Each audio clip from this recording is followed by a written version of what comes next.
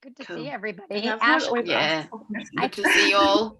Sorry, I missed the last ones. It never worked out. That's all right. We record them on purpose. We put them on the ISTO YouTube channel so that you can see them.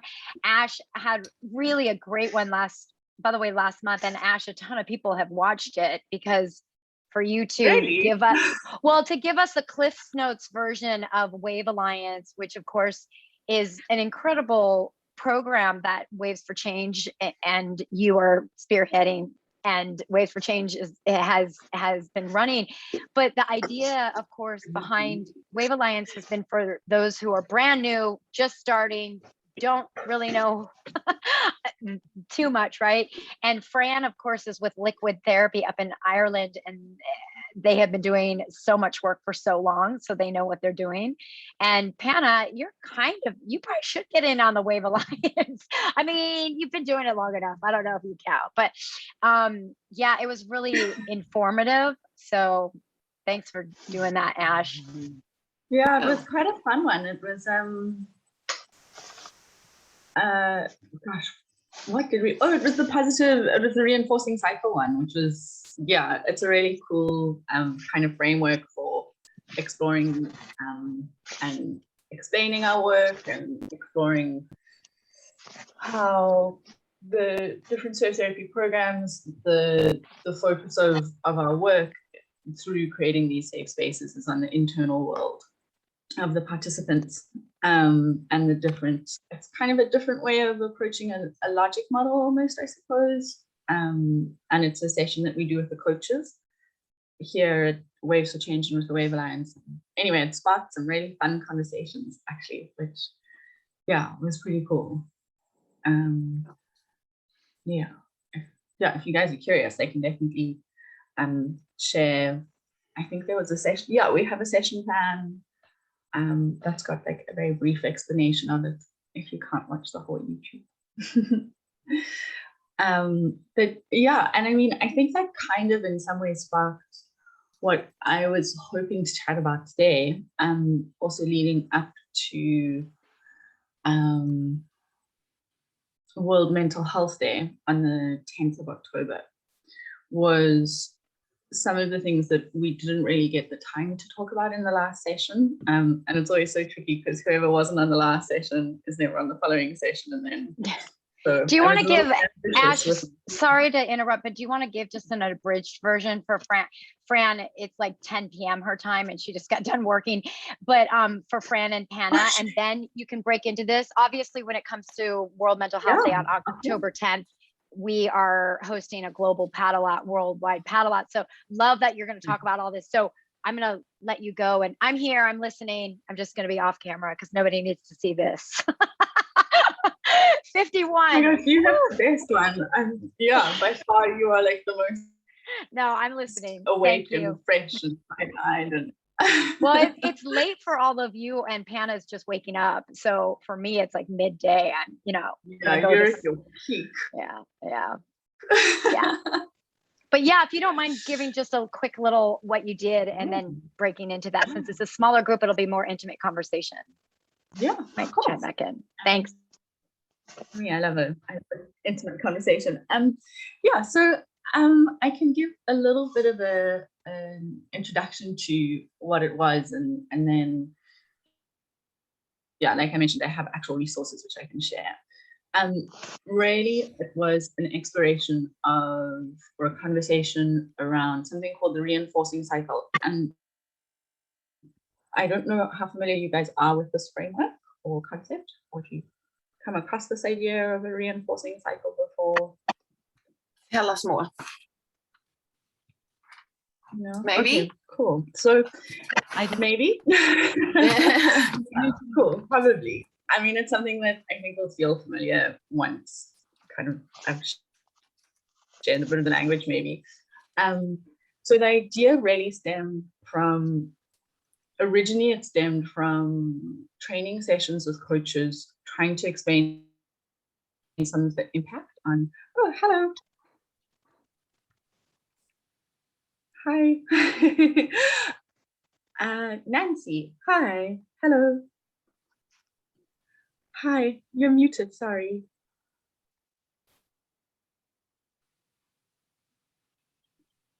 There we go. Hi, how are you? Good, how are you? Nancy. Sorry. Hi. No worries at all. I'm sorry, we haven't met before. Where I'm Nancy Where are you Miller from? from the Jimmy Miller Memorial Foundation. Hi, Cool. amazing. From whence your leader came, right? So exactly. Hi. Well, let's just quickly do introductions. My name is Ash, and I'm from Waves for Change, based in South Africa. Pana, I don't know if you want to introduce yourself. Yeah. So my name is Pana. I'm from New Zealand, running WaveWise, and we're on the west coast of the South Island. Okay. Yep. And we have Fran. Yeah, I'm Fran Duffy. We work with liquid therapy in Ireland. Cool. Thank you, guys. Hi, Nancy. We're so happy to have you here. thank you. Thank you. I think you were expecting Jody Flicker, but we switched today. No worries. Amazing. We're so happy to have you. I was just doing a little recap of the conversation that we had on the last call, just because Pana and Fran unfortunately couldn't join with the time differences and things. So if that's okay, I'll continue, but please just jump in with any questions at any point. So we were chatting about this concept or framework called the reinforcing cycle. And yeah, the original reason we started to use this framework was to try and help and support our coaches and ourselves in the team to understand the relationship between what's happening in our external worlds, so our environments that we live in, the communities we live in, the schools we attend, our home life, everything that's happening in the external environment, and our internal world, so our thoughts and feelings. And the relationship between those and how they kind of influence and impact each other.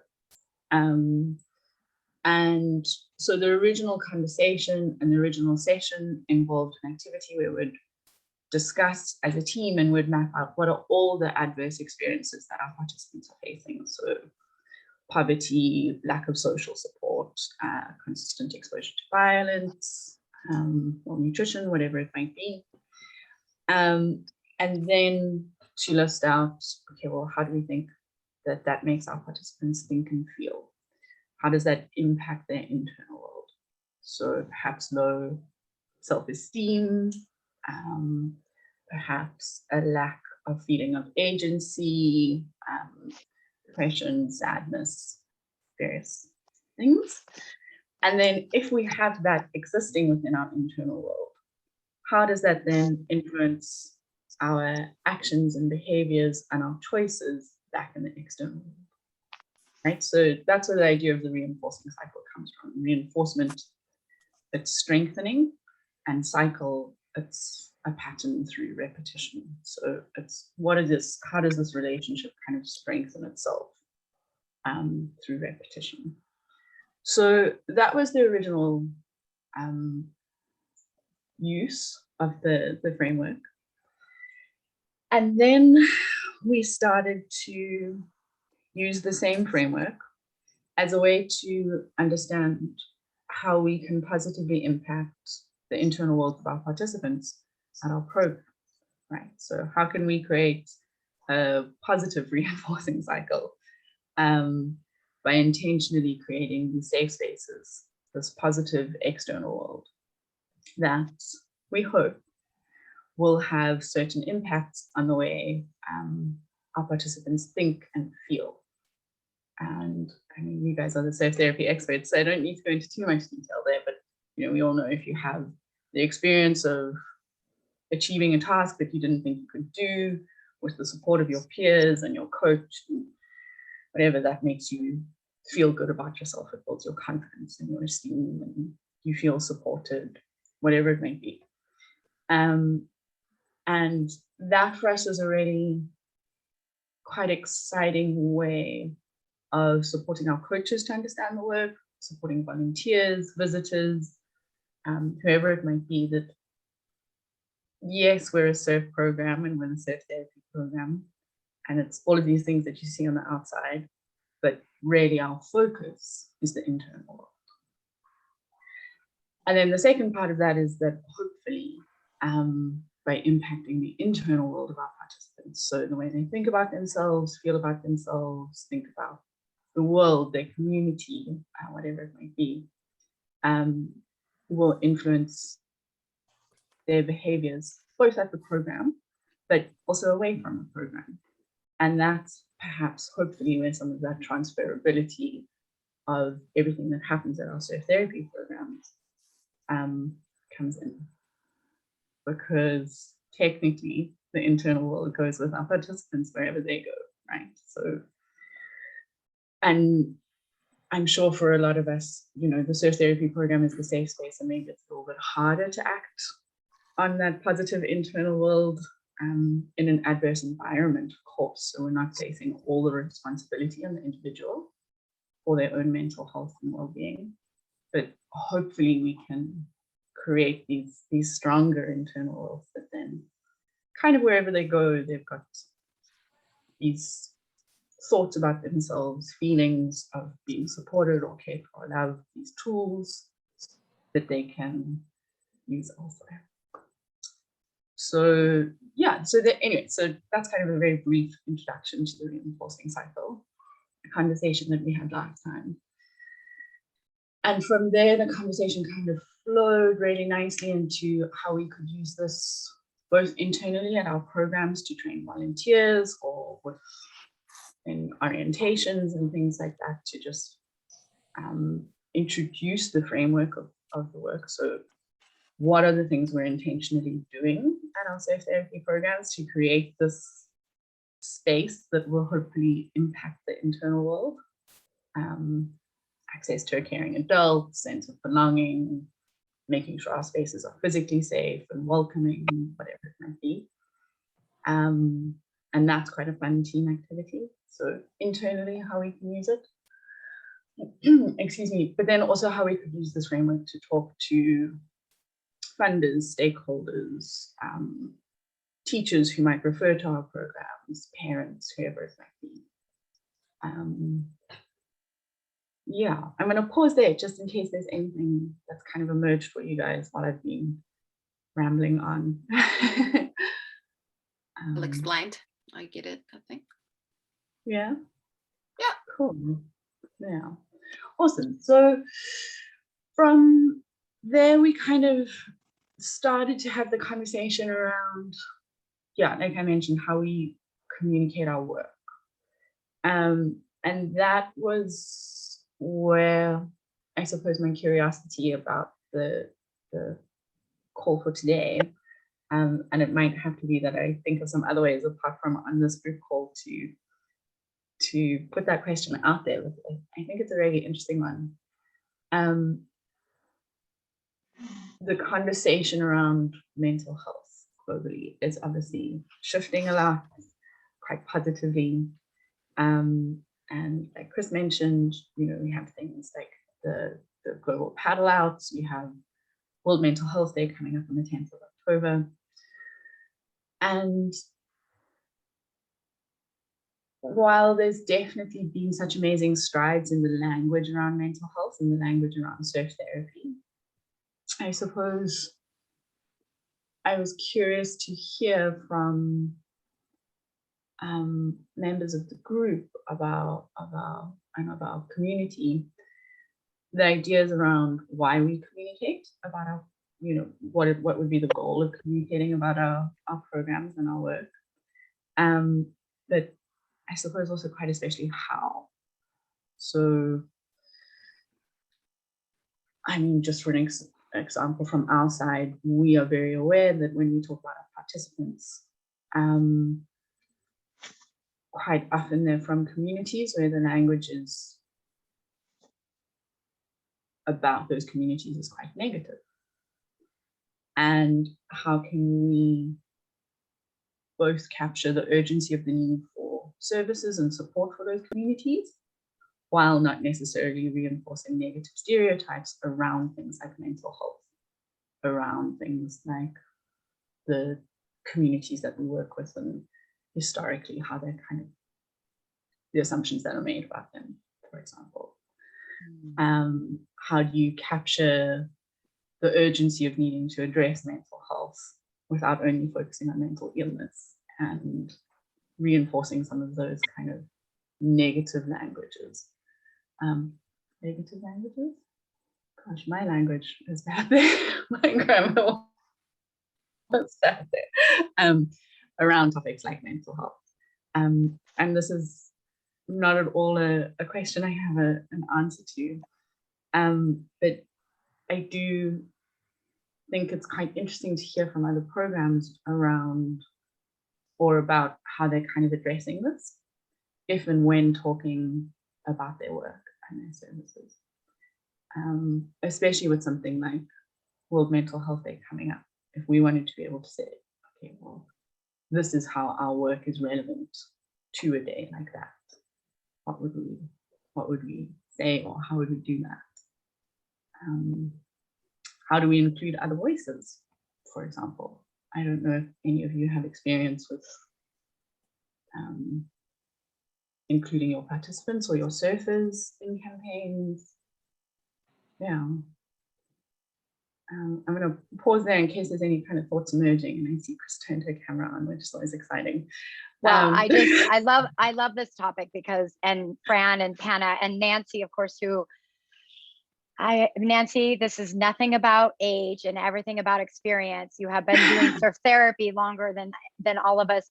But I mean, I think obvious one, there's a cool factor with surfing. So on one hand, we're not like, it's not about what ails you, what ails you, what ails you. We don't sit and like over discuss and over complicate the idea of needing to discuss what ails them, because getting away from traditional treatment means we implement what we're doing on the beach. And because of the healing properties of the ocean, the therapeutic benefits of surfing, you know, they're experiencing that, I guess, therapy, for lack of a better word, but they are experiencing mental health support without it being, I think, thrown at them in such a, I mean, I know that there's a lot of programs that they very much shy away from it, but I've always said, I think it's part of our responsibility to change the narrative about mental health being negative at all. I'm very thrilled to talk about our mental health. I'm older than all of you, except for Nancy and I, where I have always had physical education, PE, growing up. I don't know if that's even a thing anymore, but the fact that we could discuss PE, like just, it was every single year in school. I grew up from kindergarten through high school, I had PE, and it was required. PE wasn't an option. You had to take physical education. So I feel like we're in this really cool position to change the narrative and define what mental health looks like and what mental health support feels like. Go surf therapy. Yes. Yeah. And and I think as well, like, sorry, go. Sorry. It's funny that you should just sort of make the connection between PE and mental health, because we've just run our 8-session program on it's a drop in the ocean. It's the mental well-being promotion for 20 minutes, and then the surfing, so the two things coming together. And we would talk a lot about how physical education supports your mental well-being and the connections between the two. And basically, you know, to 11-year-old kids, we're talking about, doesn't it make us feel really nice when we go in the water, and doesn't it feel really nice when we stretch, and when our bodies feel good, our minds feel good. So that's kind of where, wouldn't it be lovely if that's how we approached PE in school as well? Completely. Yeah, amazing. Yeah. Hannah, what were you going to say? I'll try to think what it was exactly, but like just thinking loud, basically. But I do think if we want to do that, then it's so important to I think the difficulty is like you want to offer these programs to the vulnerable kids. At promise youth, I like that more than at risk youth. I like that change that we're going there. But I think then if we want to go about mental health instead of mental illness, then kind of we need to sell it as it's for everyone as well. Like PE is for everyone. Everybody does PE classes.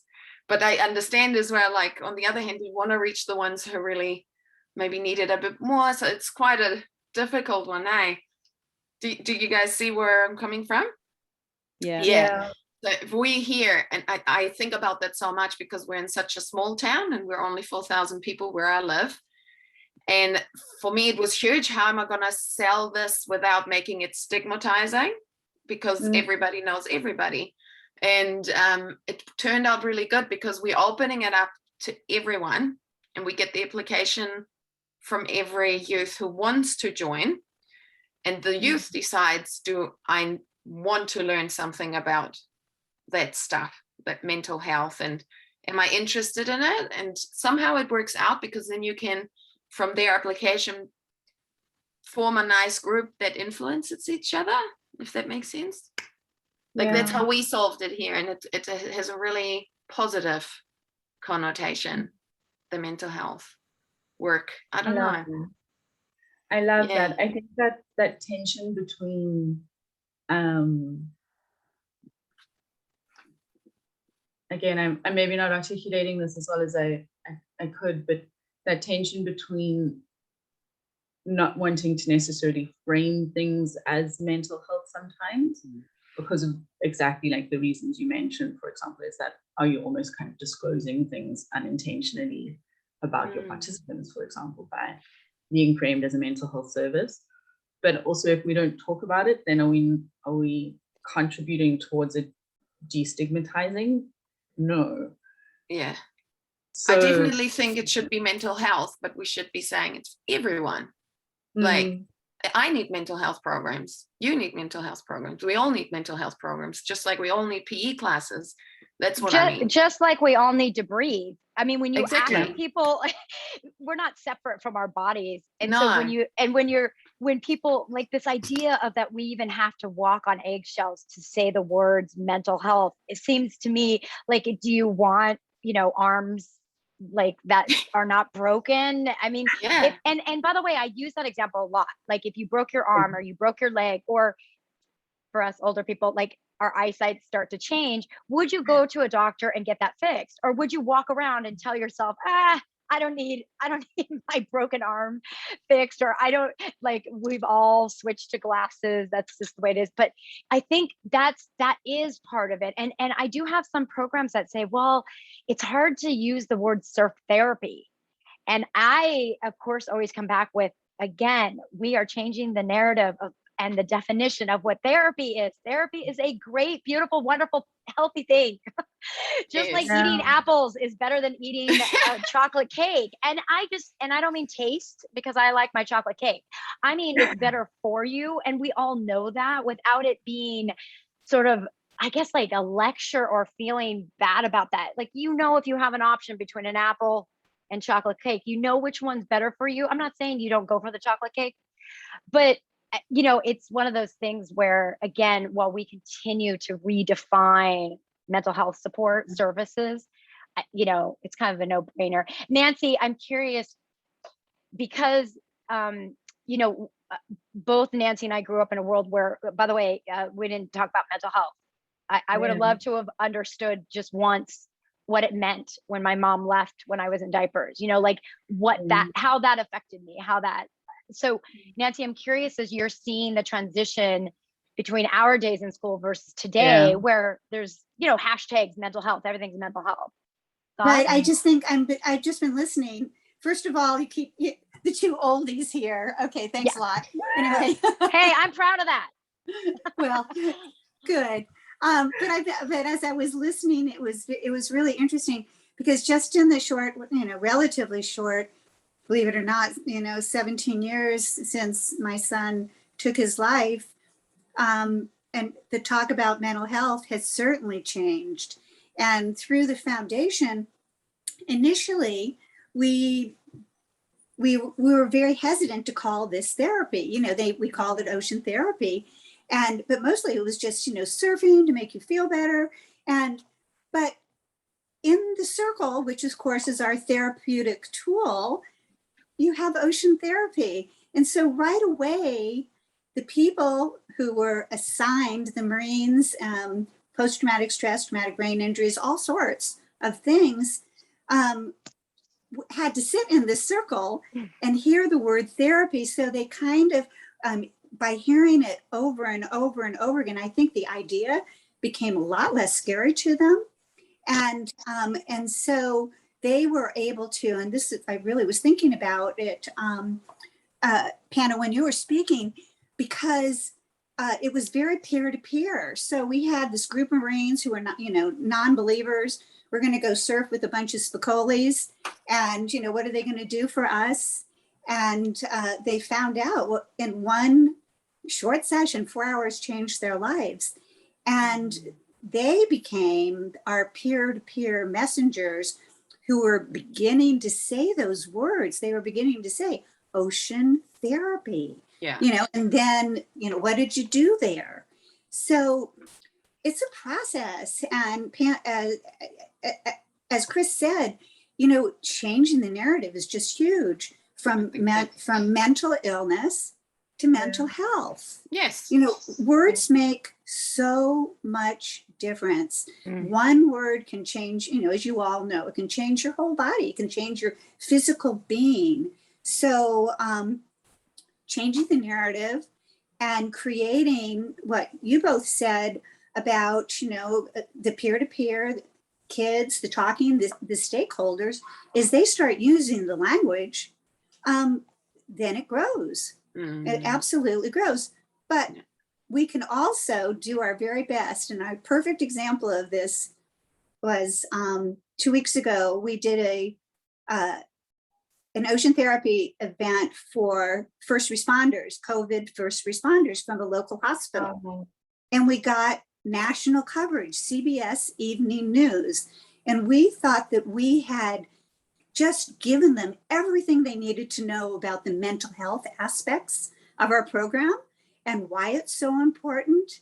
And the report came out and it said, they're having so much fun surfing, and, fall in the water. And it was it's all about surfing. And it was all about surfing and waves. And, it was, we were excited, of course, to get that coverage, and we got lovely feedback.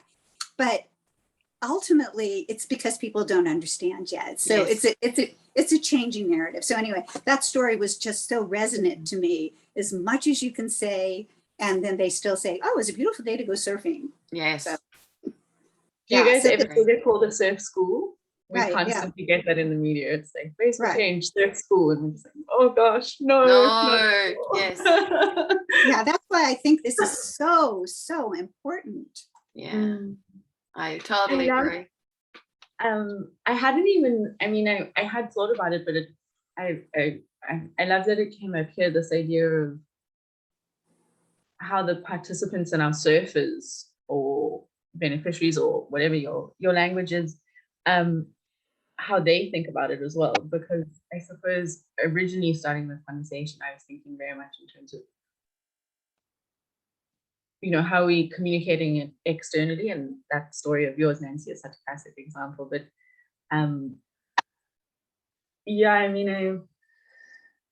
I'd be so curious if in our communities and if in our schools, if we framed it as a mental health program, if our participants would join. Or if when Jameen, when your sessions first started, if you'd how you kind of marketed the program or offered the program. Is it easier for people to join a program that if they're electing to join? If they think of it as a surf program, and then when you find out about the therapy, almost like when they're there, right? I A sneak attack. I think Crystal agreed with me.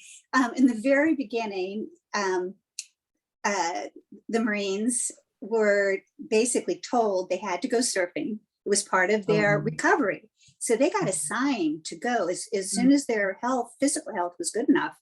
And luckily, I mean, serendipity has a lot to do with this. The first colonel 13 years ago, when we brought the program, was a surfer. So he understood everything about it, not just intuitively, but he was a surfer. So he'd experienced it and he knew. And his suggestion was, we're telling them they're going to go surfing and they're going to feel better after they've done it. And once they were in the circle, and we didn't use that word therapy, but they dubbed our circle the Kumbaya circle, because we were talking and telling our stories. And it's been interesting to see how that's evolved to our therapy circle, our talking circle. But initially, I think if they had said, you're going to go have mental therapy on the beach, they would have said, dude, that's not happening. Yeah. But it took such a short period of time for the ones who experienced it those first 3 years with us to be able to use the language. Yeah, I love that. Mm-hmm. I love that. Pana, when you guys are talking about your program, so you mentioned that the youth sign up, like they elect to join. Yep. Do you think they're signing up consciously thinking, I would like a mental health service? Or do you think they're thinking, I would like to go surfing, or a little bit of both? Or what do you think their understanding is of the service? I think I'm thinking about this a lot, and I think the main kind of motivator is the surf, but more like I'm always saying, you learn to surf and you learn to deal with your personal challenges. And they know from the kids before that, hey, we learned a few cool things that were really useful. So they talk to each other, and they don't know 100% what they're signing up for, but they hear that I'm learning a few strategies on how to cope with the challenges, with the difficult people in my life. It's the other people. It's always ourselves. Anyway, but you know what I mean? Like that's and word of mouth, it somehow now is understood. And it's more about, it's not surf therapy. They don't call it that. Although I wish, like I always say, it's surf therapy, blah, blah, but it's wave-wise. So here it's established as it's wave-wise, it's surfing, but you do more than surfing. You learn some things about yourself. And I'm totally happy with that. That's cool. That works for them, that works for us. And but I never shy away to say, it's surf therapy. This is actually surf therapy. We learn about ourselves, not just to surf. And it works really nicely, I think. Yeah.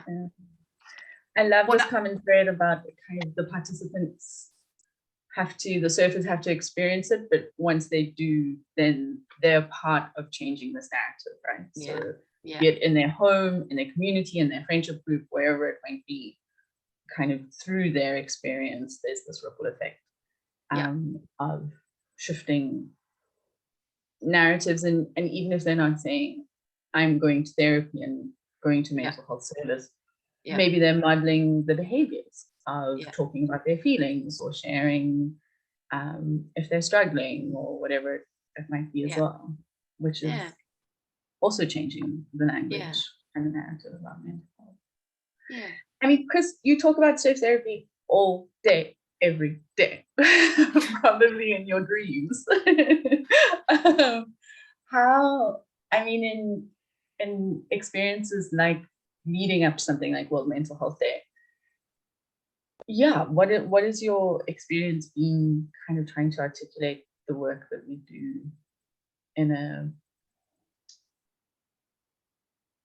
kind of both highlighting the therapy aspect without and also highlighting the health aspect?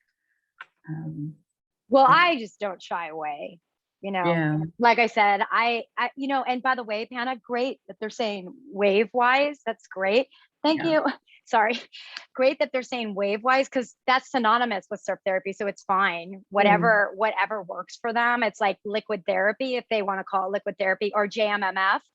That's okay with the name, because we, by definition, know what we're doing and what we are. And I just don't shy away from it. I'm so proud to be a part of a sector that is growing exponentially. I'm thrilled and honored to say that, you know, we're actually creating waves in the mental health field, and quite literally redefining what that looks like and feels like, and how people think about it. And Nancy's right, you know, kumbaya circle, whatever circle you want to call it. But listen, if they're receiving the therapeutic benefits without us having to tell them they're receiving the therapeutic benefits, I'm good. No, I'm good. Sorry. I'm good. Yes. With the palms in the back eye, you Oh think my she's God. yelling into palms? No. That's my lovely background. But this guy sitting at my door. Anyway, yeah, I think it's so special to be a part of something that hasn't always existed in our lifetime, and that our groms, like your children, Ash, can go and receive surf therapy prescription, and go to university and earn degrees in surf therapy, which, by the way, I'm sure we all know Jamie is wrapping up next month. So we will have the first ever, well, he's going to go, you know, defend his position. We'll see how well he does on that, but we know he'll thrive. Anyway, we'll have the first ever PhD in surf therapy, but we also have another PhD in surf therapy coming up in the works. Roxy Davis from Roxy Davis Foundation. She has just switched her PhD to that. So it's, you know, this is language that we're all kind of it's all new for us, but occupational therapy hasn't always been around.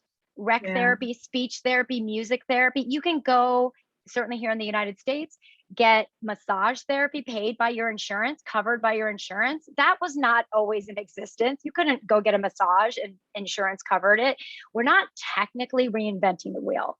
We're just putting a new alternative methodology out there for the world. And through the research, we're creating that validity that apparently science, healthcare practitioners need, even though none of us need it.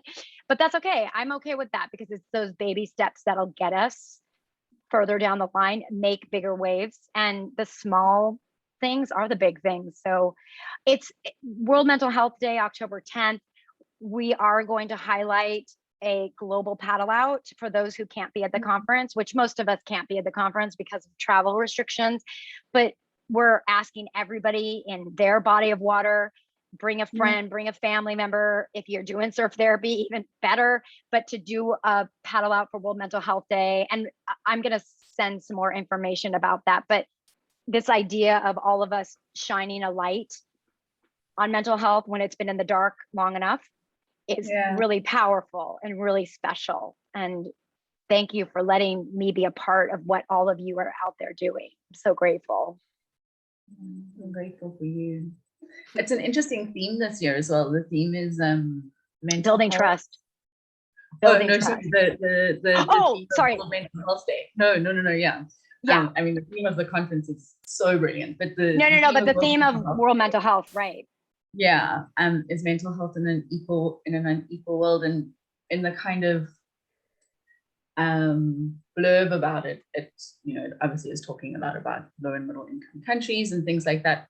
But I think for me, unequal also means almost culturally, like, do you live in a community where it's safe, or a society where it's safe to talk about mental health? Do you live in who has access to these safe spaces? Anyway, it's a really interesting theme. I think it's going to be a great one. Yeah, it spans, I think, in the same way that surf therapy programs are doing, because by nature, we are prioritizing some of the most underserved populations, and whether that's color of our skin, LGBTQ plus, many other factors of access and means to surf therapy, because there's obviously a socioeconomic, how many of us can afford surfboards, afford wetsuits, afford surf instructors.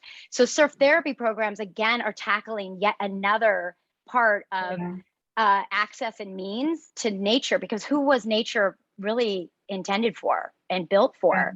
It's for those who live on the coast or have the money to get to the coast.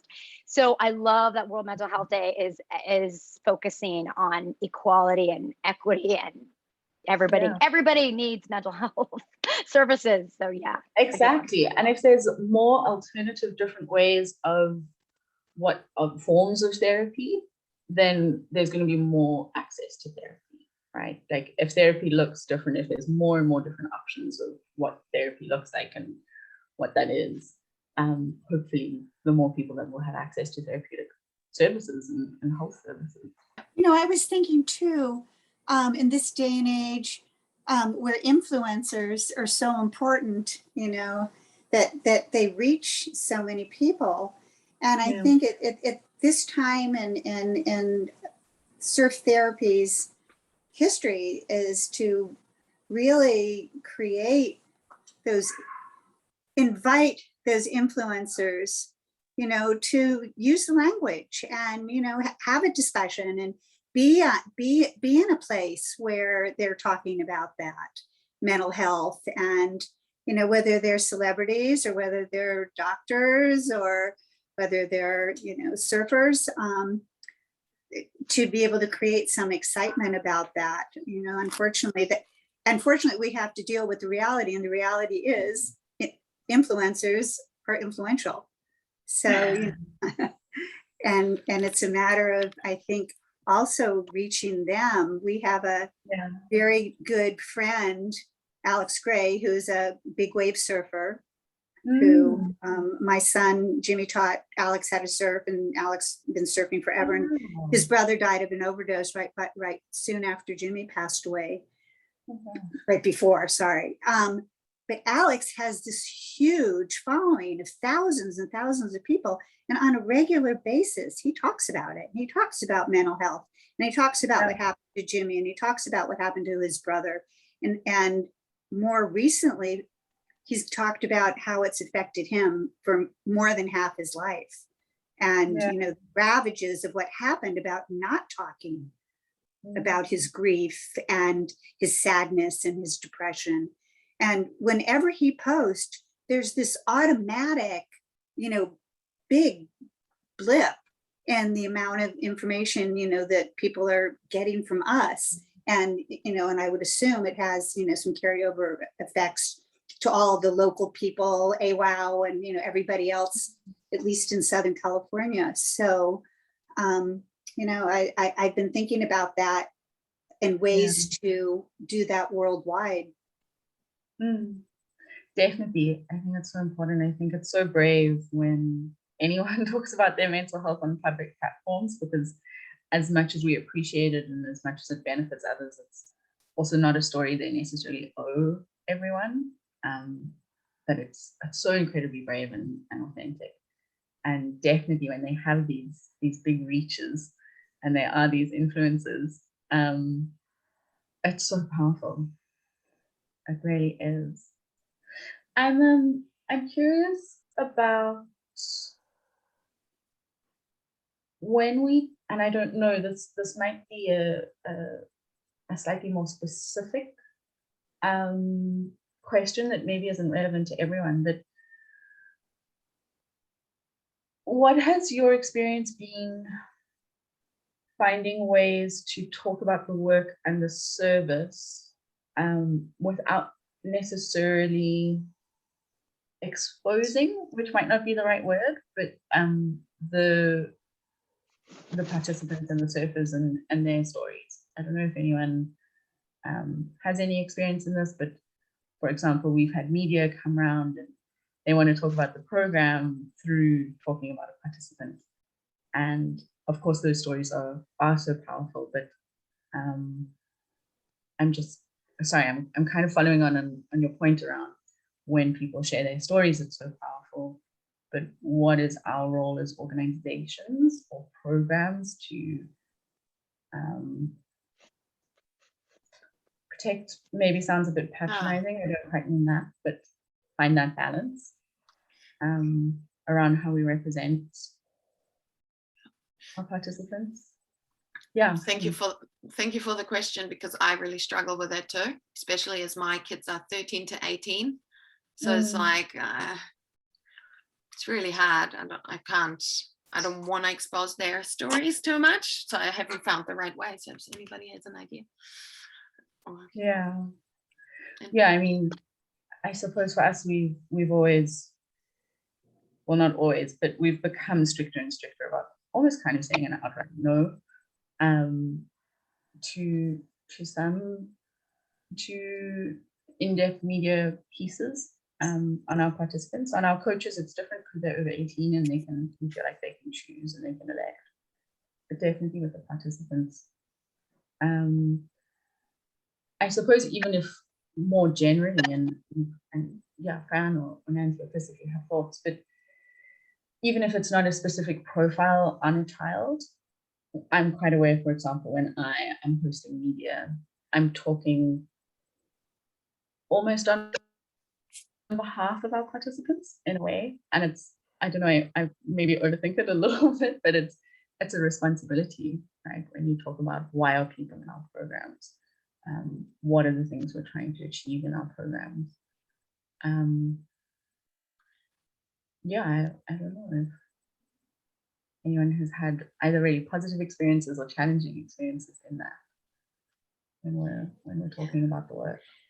I find the challenge is definitely like the funders want to hear that, but it's confidential. And yeah, for me, it goes first, the confidentiality, obviously, as well. Yeah. But I do think like what we do, and that's okay, I think, is anonymously, sometimes they share like how it has helped them instead of their story, right? I think a lot of us do that, to say like, every time we have been talking, I learned when I fall off, I get back up. That helped me with my situation. Like those kind of things I'm happy to put out anonymously. But yeah, personal stories are like the stories that we're holding, where you're like, oh, so amazing what happened to this kid and where he came from or she came from and how it has changed them. You want to say it, but if, like, especially in my realm, if we would say it, everybody knows who we're talking about. Yeah. And I don't want that. So how do you do it? I don't know. Yeah. Especially I love with what the you young said ones. there about bring it back to the work and the program instead of, and that for me kind of re-emphasizes what Chris and I were saying in the beginning around shifting the conversation from only talking about the trauma and the adversity and the mental illness to talking about the mental health and well-being, and not to only put a kind of rosy tinted everything is fine here. No one wants to be inauthentic, of course, or dismiss the realities of the adversity and the challenges that for multitudes of different reasons our surfers are facing.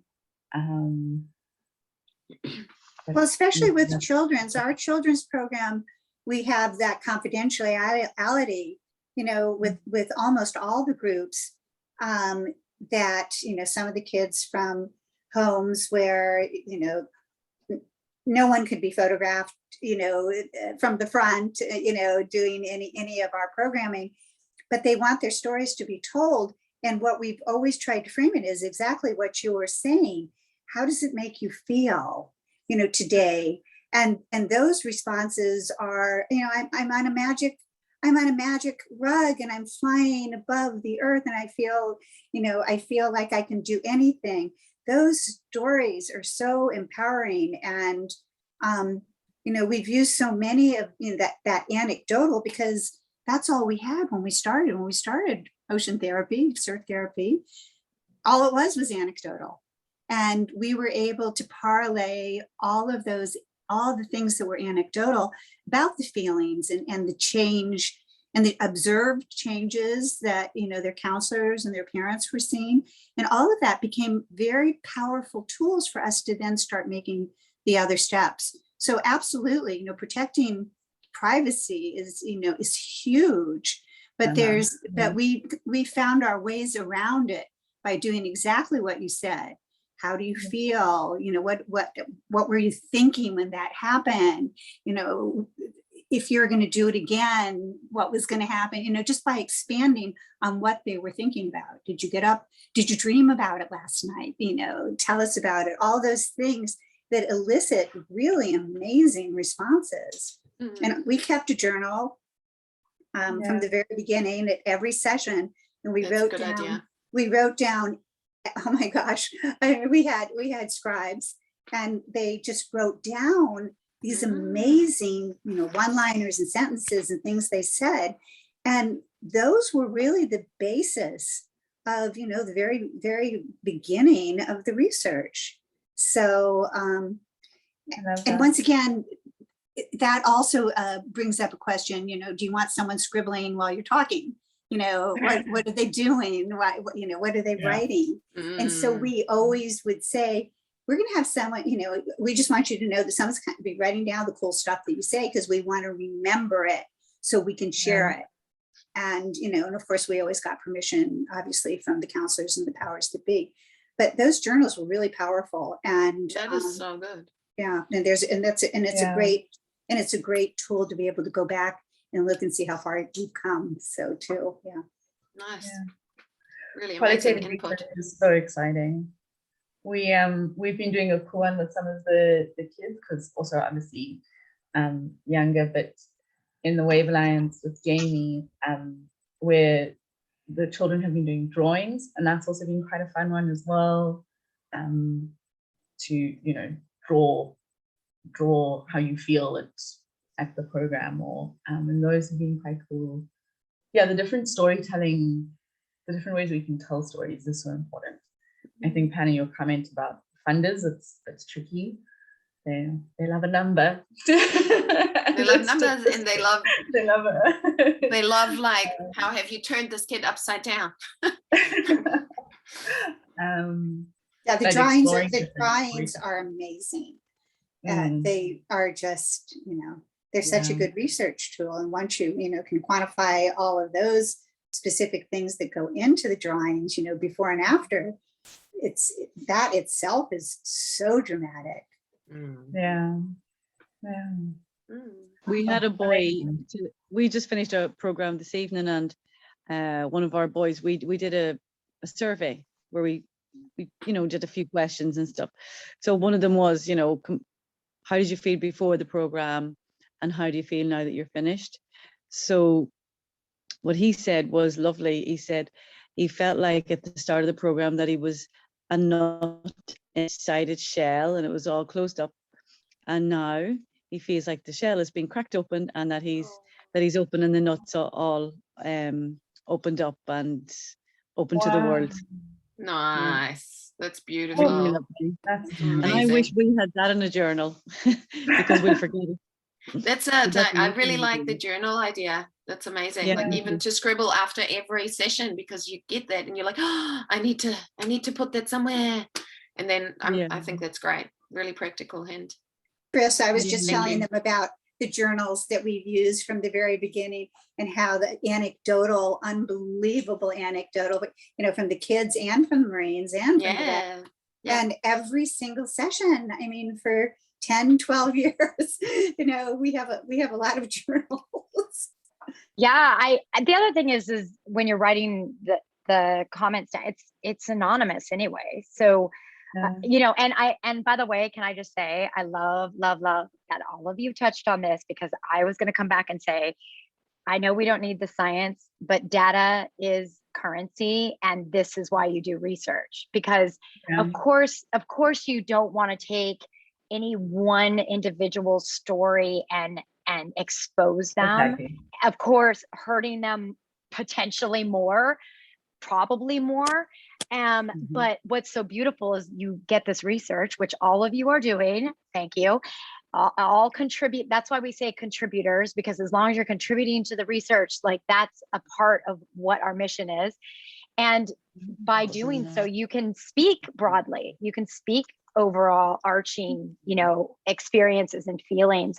But those journals, I have to say, I used to look back through them and I would just get emotional, because, you know, after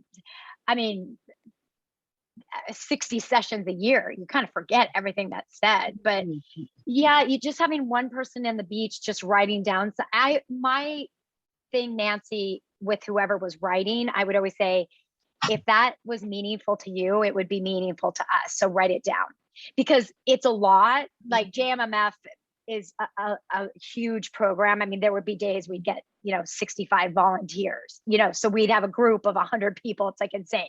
But for Pana, for yours, a little bit smaller, more intimate groups, you'd be able to probably write down a lot more. But to, the point, you don't want to just like have somebody be writing and not getting to experience it, because we all know this is therapy for our volunteers. We all know the ancillary beneficiaries are the parents and the siblings and everybody alongside the participants or athletes. And so, but the journaling, Nancy, I have to say it was a trove of treasures. That's what it is. Yeah, definitely.